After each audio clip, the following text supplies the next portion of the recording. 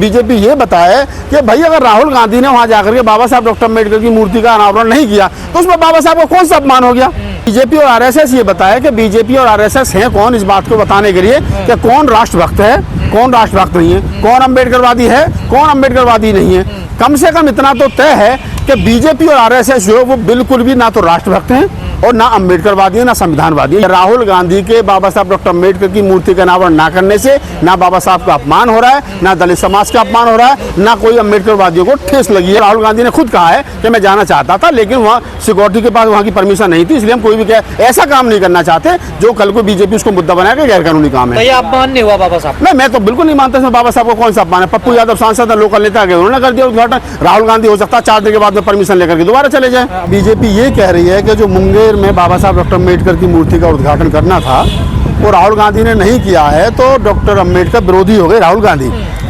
सबसे पहले भारतीय जनता पार्टी और उनका जो मदर संगठन है आरएसएस वो ये बताएं कि 12 दिसंबर 1949 को डॉक्टर अम्बेडकर का जो पुतला रामलीला मैदान में फूंका था वो किसने फूंका था? वो कांग्रेस ने फूंका था। जवाहरलाल नेहरू, हाँ उसमें जवाहरलाल नेहरू का भी पुतला फूंका था साथ में। जवाहरलाल नेहरू और डॉक्टर अम्बेडकर का दोनों का पुतला फूंका था तो वो किसने फूंका था? कम से कम आरएसएस और बीजेपी के लोग तो ये ना कहें कि कौन अम्बेडकर विरोधी और कौन अम्बेडकरवादी है। अरे आरएसएस ने 12 दिसंबर 1949 को दिल्ली के रामलीला मैदान में बाबा साहब का पुतला फूंका हो, जो आरएसएस 52 साल तक अपने कार्यालय पर तिरंगा झंडा न फहराती हो, जो आरएसएस ये कहती हो कि ये जो भारतीय संविधान है इसमें भारत के मिजाज का कुछ नहीं है, जिस आरएसएस ने बाबा साहब डॉक्टर अम्बेडकर को जीवित रहते हुए हीन जाति लिखा हो अपने अखबार में, वो आरएसएस और वो बीजेपी ये कह रही है कि राहुल गांधी ने अपमान कर दिया, राहुल गांधी डॉक्टर अम्बेडकर विरोधी हैं। भाई तुम कौन हो? तुम कौन हो? कौन है बीजेपी? इस घटना से तो लगेगा ना, देखिए लोगों को ठेस पहुंचेगी जब राहुल गांधी का नाम। मैं वहीं आ रहा हूँ, मैं वहीं आ रहा हूँ गजेंद्र जी, मैं वहीं आ रहा हूँ, आप ही के सवाल पे आ रहा हूँ कि पहले तो बीजेपी और आरएसएस ये बताया कि बीजेपी और आरएसएस हैं कौन इस बात को बताने के लिए कि कौन राष्ट्रभक्त है कौन राष्ट्रभक्त नहीं है, कौन अम्बेडकरवादी है कौन अम्बेडकरवादी नहीं है। कम से कम इतना तो तय है कि बीजेपी और आरएसएस जो है वो बिल्कुल भी ना तो राष्ट्रभक्त हैं और ना अम्बेडकरवादी है ना संविधानवादी है। ये एक लाइन में तय हो जाता है। अब मैं आता हूँ आपके सवाल के जवाब पे। आपने कहा कि राहुल गांधी वहाँ वो नहीं कर पाए जो उनको उद्घाटन करना था तो पूरी तह तक जाना चाहिए। पहली बात तो वो रोड से 500 मीटर या लगभग 1 किलोमीटर के करीब आसपास हटके था और उनका काफिला रोड से जा रहा था, तो उस बाबा साहब डॉक्टर अम्बेडकर की मूर्ति का उद्घाटन करने के लिए राहुल गांधी को लगभग 1 किलोमीटर के आसपास अपने रूट से हटके जाना था और वो रूट की परमिशन वहाँ से उनकी जो सिक्योरिटी है उनके पास थी नहीं। तो जब सिक्योरिटी के पास क्लियरेंस ही नहीं है, कल को कोई 19-20 हादसा हो जाए तो फिर बीजेपी वाले कहेंगे देखो हमने गृह मंत्रालय ने जो है वो अनुमति नहीं दी थी और राहुल गांधी वहाँ अपनी इच्छा से चले गए और ये हादसा हो गया। तो बीजेपी ये बताए कि भाई अगर राहुल गांधी ने वहां जाकर के बाबा साहब डॉक्टर अम्बेडकर की मूर्ति का अनावरण नहीं किया तो उसमें बाबा साहब को कौन सा अपमान हो गया। इससे पहले राहुल गांधी जो सैकड़ों जो है जगह बाबा साहब के पैर छू चुके हैं, बाबा साहब की मूर्ति में माला पहना चुके हैं, नीली टी-शर्ट पहन करके वो बाबा साहब के सम्मान के लिए संसद भवन के बाहर खड़े हो गए थे, पूरी सरकार को बाबा साहब के नाम पर घेर लिया था। तो क्या उस समय राहुल गांधी अम्बेडकरवादी नहीं थे? बीजेपी ये कह रही है उससे पीछे खान का मस्जिद पड़ी उसमें राहुल गांधी जाते हैं लेकिन बाबा साहब की मूर्ति का अनावरण क्यों नहीं करते? मैं बता रहा हूँ आपको, कौन मस्जिद में जाता है कौन मंदिर में जाता है सबको पता है। हम गूगल करिए तो क्या नाम है, प्रधानमंत्री जी बिना बताए पाकिस्तान भी चले जाते हैं बिरयानी खाने। प्रधानमंत्री जी बिना बताए पाकिस्तान चले जाते हैं बिरयानी खाने, बिना पासपोर्ट के, बिना फॉरेन मिनिस्ट्री को बताए।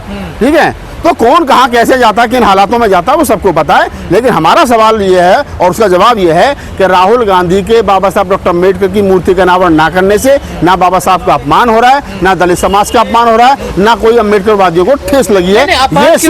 ये सिर्फ उनके नाम का वहाँ पत्थर लग चुका है राहुल गांधी और तेजस्वी यादव के और उद्घाटन कर रहे हैं फिर पप्पू यादव बाद में। मैं वही बता रहा हूँ गजेंद्र भाई, आप ही के सवाल पे आ रहा हूँ कि जब ये तय हो गया कि भाई उनको पत्थर लग गया, मैंने सपोज करो आपको परमिशन दे दी गजेंद्र भाई मैं आपके घर खाना खाऊंगा, आपने खाना बना लिया और मेरी इच्छा है कि मैं आपके घर जाकर के खाना खाऊं, लेकिन मेरे घर से और आपके घर की जो दूरी है वहां तक संसाधन नहीं है मेरे पास, मुझे क्या नाम है मेरे पास इजाजत नहीं है जाने की, तो मैं क्या करूंगा? मैं भी अपना दिल महसूस करके रह जाऊंगा, आपका भी खाना जो आप ही को खाना पड़ेगा। तो राहुल गांधी जाना चाहते थे, ये इनकी सिक्योरिटी से पता चला है और राहुल गांधी ने खुद कहा है कि मैं जाना चाहता था लेकिन वहाँ सिक्योरिटी के पास वहाँ की परमिशन नहीं थी, इसलिए हम कोई भी ऐसा काम नहीं करना चाहते जो कल को बीजेपी उसको मुद्दा बनाया गैर कानूनी काम है। अपमान नहीं हुआ बाबा साहब? नहीं, मैं तो बिल्कुल नहीं मानता इसमें बाबा साहब को कौन सा अपमान है। पप्पू यादव सांसद लोकल नेता गए उन्होंने कर दिया उद्घाटन। राहुल गांधी हो सकता है 4 दिन के बाद में परमिशन लेकर के दोबारा चले जाए। पर मीडिया ने तो मिलन बना दिया उनको। मीडिया क्या है, देखिए मीडिया क्योंकि इस समय आरएसएस और बीजेपी की गोद में खेल रहा है, मेन स्ट्रीम मीडिया।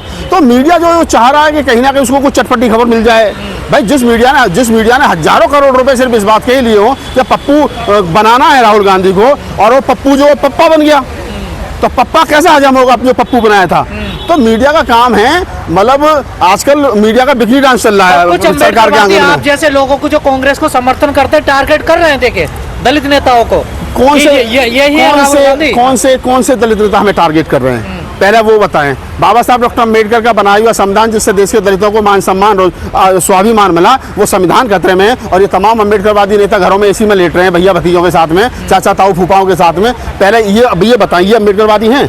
अरे हम लोग लड़ रहे हैं भाई, हम लोग गालियां खा रहे हैं, तुम हमको हरिजन कह रहे हो, दलिजन कह रहे हो, जो पता नहीं कौन कौन से जन कह रहे हो। हम फिर भी सिर्फ इसलिए, अगर हमें राहुल नागपाल को व्यक्तिगत रूप से कुछ चाहिए तो मिल जाएगा, इसमें कौन सी बहुत बड़ी बात है। रतन लाल को चाहिए मिल जाएगा, लेकिन ये राहुल नागपाल की और रतन लाल को व्यक्तिगत लड़ाई नहीं है, ये समाज की लड़ाई है। संविधान रहेगा तो हम सब लोग रहेंगे, हमारे बच्चों के हकूक रहेंगे। संविधान ही नहीं रहेगा तो कुछ भी नहीं रहेगा। और मीडिया ने और बीजेपी ने तो एजेंडा सेट कर दिया कि ये दलित विरोधी है, अम्बेडकर विरोधी है। देखिए जिस दिन राहुल गांधी किसी क्या नाम है ताकतवर पद पर होंगे, वो प्रधानमंत्री होंगे, गृह मंत्री होंगे, किसी देश के ऐसे संवैधानिक पद पर होंगे जहां से दलितों के लिए कुछ मिल सके, तब मैं कहूंगा कि राहुल गांधी ये कर सकते थे दलितों के लिए, उन्होंने नहीं किया। राहुल गांधी जब प्रधानमंत्री बनेंगे तो हम राहुल गांधी से कहेंगे ना कि दलितों का बैकलॉग पूरा करो, निजी क्षेत्र में आरक्षण लागू करो, जातिगत जनगणना होनी चाहिए, और जनगणना के हिसाब से हमारे हकूक तय होने चाहिए, संविधान को पूर्ण रूप से लागू करो, मंडल कमीशन लागू करो, हम कहेंगे। और उस दिन अगर राहुल गांधी हिस्सेदारी दे सकते हैं ना, तो दे तो रखिए हिस्सेदारी, और कितनी चाहिए। सुनो मल्लिकार्जुन खड़गे कौन है, राष्ट्रीय अध्यक्ष कौन है, दलित। मुकुल वासनिक कौन है, दलित। कुमारी सैलजा कौन है, दलित।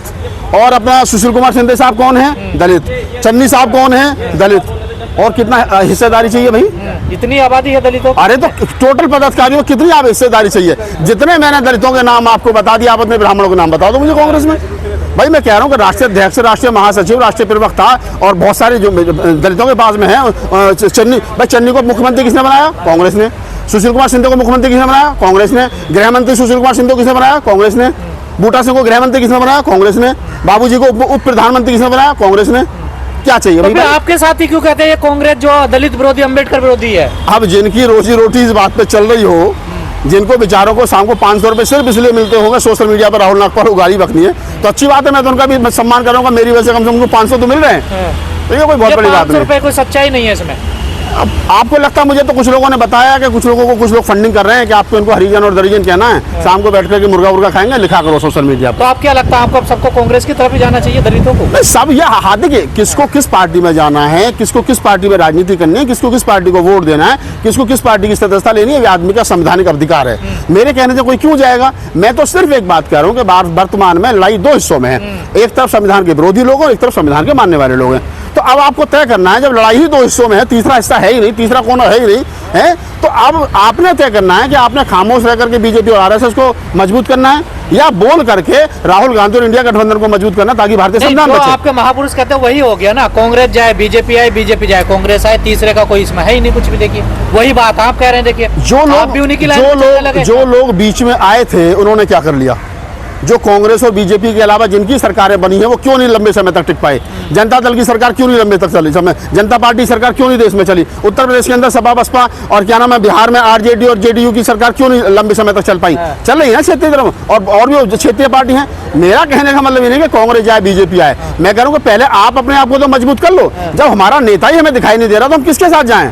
भाई दलित समाज आज की तारीख में अनाथ की तरह रोड पे खड़ा है बाबा साहब के संविधान को हाथ में लेकर के, और उसका नेता कहीं दिखाई नहीं दे रहा है, तो क्या करे दलित समाज। भाई कहीं ना कहीं तो वो जाएगा ना।